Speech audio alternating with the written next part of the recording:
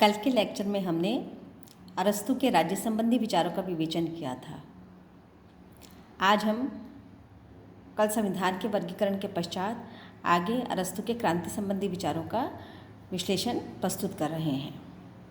यह स्पष्ट है कि अरस्तु ने 158 संविधानों का अध्ययन किया और उसके गहन विचार विमर्श के पश्चात में उन्होंने कुछ मूल निष्कर्ष निकाले जो तत्कालीन व्यवस्थाओं के साथ साथ आज की व्यवस्थाओं के विश्लेषण के लिए भी आवश्यक निर्देश की तरह स्वीकार किए जाते हैं। शासन के स्वरूप में परिवर्तन हो, मौलिक अथवा आंशिक राजनीतिक परिवर्तन हो, अरस्तु उसको क्रांति से संबद्ध करते हैं। प्रमुख रूप से क्रांति से अरस्तु का आशय उस क्रांति से नहीं है जिस प्रकार की क्रांति का संदर्भ हम आधुनिक राजनीतिक व्यवस्थाओं में देखते हैं, जिसमें कि मौलिक और आमूलचूल परिवर्तन को ही क्रांति का परिचायक माना जाता है और ये माना जाता है कि एक व्यवस्था पूरी तरह समाप्त होकर शस्त्र क्रांति से नवीन व्यवस्था के रूप में प्रतिस्थापित होती है, तो उसे हम क्रांति मानते हैं।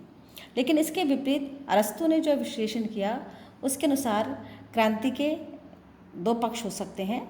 पहला पक्ष ये कि किसी भी प्रकार का आंशिक या मौलिक परिवर्तन जो संविधान में परिवर्तन को इंगित करता है क्रांति की श्रेणी में आता है। उदाहरणार्थ राजतंत्र का अधिक राजतंत्र होना या कम राजतंत्र होना या राजतंत्र वर्गतंत्र में परिवर्तन होना, इसको भी क्रांति के रूप में ही स्वीकार किया जाएगा। शासन करने वालों में परिवर्तन भी क्रांति का परिचायक है। संविधान अथवा सरकार परिवर्तित हो अथवा नहीं हो, लेकिन अगर शासन करने वाले व्यक्तियों का में भी परिवर्तन होता है, शासक समूह में भी परिवर्तन होता है, तो उसे क्रांति की श्रेणी में माना जाएगा। अरस्तु इस बात को स्वीकार करते हैं कि क्रांति या कोई भी परिवर्तन आंशिक और वृहत अथवा प्रत्यक्ष अथवा अप्रत्यक्ष भी हो सकता है। सभी व्यवस्थाओं का अध्ययन करने के पश्चात अरस्तु ने क्रांति के कारणों को दो मूल भागों में विभक्त किया। पहला कारण तो वो जिसे हम क्रांति के सामान्य कारण मानते हैं।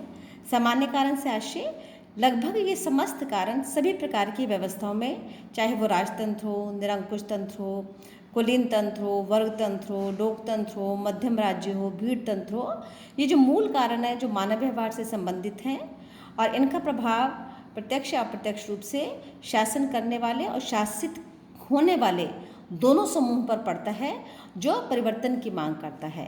और परिवर्तन की मांग का सीधा सा आशय ये होता है, यदि ये मांग अधिक समय तक बनी रहती है और असंतोष में परिवर्तित हो जाती है तो ये क्रांति का कारक बनती है। सामान्य कारणों में सर्वाधिक महत्वपूर्ण कारण माना किसी भी व्यवस्था में यदि संपत्ति का, पदों का एवं लाभों का असमान वितरण होता है तो वो असमानता को जन्म देता है और किसी भी प्रकार की असमानता अंततः असंतोष का कारण बनती है। और किसी भी प्रकार का असंतोष जब किसी भी व्यवस्था में लंबे समय तक बना रहता है तो व्यवस्थाओं में मौलिक परिवर्तन की मांग करता है। शासन व्यवस्था में शासन करने वालों में यदि गुणी सामान्य एवं योग्यों के प्रति असम्मान एवं अनादर का भाव होता है तो ये गुणी और योग्य व्यक्ति कभी भी किसी भी क्रांति का सूत्रपात करने में सक्षम होते हैं। फलतः इनका असंतोष व्यवस्था परिवर्तन की पहल का कारक बन जाता है। यदि योग्य की अनदेखी की जाती है तो एक भय उत्पन्न होता है जिसे बोलते हैं इनसिक्योरिटी का भय या असुरक्षा का भय। असुरक्षा के भय का मूल कारण ये भी होता है जब दोषी को तो दंड नहीं दिया जाता और निर्दोष को दंड दिया जाता है। अर्थात भय, असमान, अनादर ये हमारी सामान्य व्यवस्था के परिवर्तन के कारक बनते हैं। यदि किसी भी प्रकार के निकट संबंधी द्वारा न्याय, कानून अथवा सामाजिक राजनीतिक व्यवस्था की अवहेलना की जाती है, उसका पालन नहीं किया जाता है अथवा अपने विशेषाधिकारों का दुरुपयोग किया जाता है, ये बहुत महत्वपूर्ण है। यदि किसी भी शासन व्यवस्था में विशेषाधिकार व्यक्तियों द्वारा विशेषाधिकारों का दुरुपयोग किया जाता है और कानूनों का उल्लंघन किया जाता है तो ये भी अंततः प्रजा में असंतोष को उत्पन्न करता है। शासन एवं समाज के मध्य यदि लगातार दूरी बढ़ती जा रही होती है और समाज या प्रजा जो चाहती है वो सही अर्थों में शासन तक नहीं पहुंच पाता है अथवा शासन के निर्णय और उसका प्रभाव सही अर्थों में आम जनता तक नहीं पहुंच पाता है तो ये जो दूरी होती है इसमें शासन शक्ति धीरे धीरे निरंकुश हो जाती है। और इस शक्ति असंतुलन का प्रभाव ये पड़ता है कि ये प्रारंभ में तो नहीं लेकिन अधिक लंबे समय तक बना रहने पर वो समाज में परिवर्तित होने लग जाता है। सूक्ष्म परिवर्तन होते रहते हैं, लेकिन यदि उनकी अनदेखी की जाती है, मान लीजिए किसी का असंतोष है, किसी का अनादर है, किसी को अधिक लाभ है, किसी को असमय पद दिया जाना है, लाभ दिया जाना है, योग्य को अनदेखी की जानी है, छोटे छोटे परिवर्तनों की भी अगर लगातार अनदेखी की जाती है तो ये किसी भी समय बड़े परिवर्तन में परिवर्तित हो सकते हैं। विदेशी प्रभाव अथवा उसका हस्तक्षेप अथवा कुछ विशेष पदों और व्यक्तियों की महत्वाकांक्षा का अचानक बढ़ जाना भी किसी भी व्यवस्था में मूल रूप से क्रांति का कारक बनता है। सामान्य कारणों के अतिरिक्त अरस्तु ने प्रत्येक विशिष्ट व्यवस्था के अतिरिक्त भी कारण बताए कि किसी विशिष्ट व्यवस्था में कौन से ऐसे कारण हैं जो क्रांति का कारक बन सकते हैं। उदाहरणार्थ जैसे लोकतंत्र में उन्होंने माना, जिसे वो अपने शब्दों में भीड़तंत्र मानते हैं, सर्वोत्तम व्यवस्था तो वो मध्यम राज्य को मानते हैं, लेकिन मानते हैं कि लोकतंत्र में यदि वाग्वीर हैं, वाग्वीर का मतलब जो अपने उग्र और उत्तेजक भाषणों द्वारा या प्रचार के द्वारा या वक्तव्यों द्वारा जनता को उकसाने का काम करते हैं, तो ऐसे में जनता भ्रमित होकर क्रांति का कारक बन सकती है।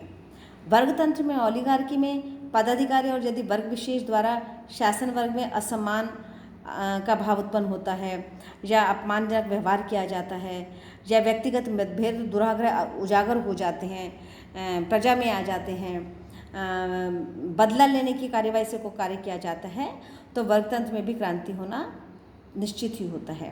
राजतंत्र और निरंकुशतंत्र में भय, किसी व्यक्ति विशेष की महत्वाकांक्षा, पड़ोसी राज्यों को प्रभावित करना अथवा किसी व्यक्ति विशेष का अपमान, ये भी राजतंत्र और निरंकुशतंत्र में क्रांति के कारक बनते हैं।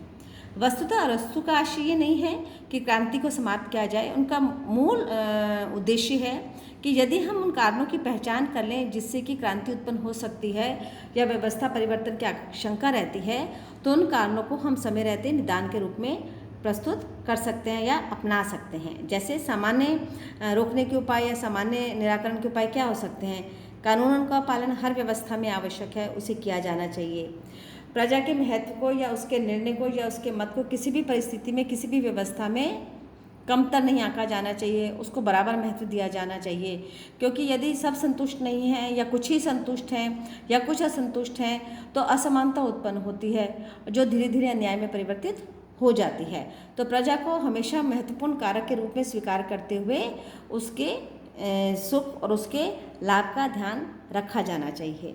किसी भी प्रकार के भेदभाव का विरोध किया जाना चाहिए कि उससे जनता में संदेश जाता है कि किसी भी प्रकार के अन्याय को या असमानता को स्वीकृति नहीं मिल सकती है और शासन इसको शह नहीं देगा, प्रश्रय नहीं देगा।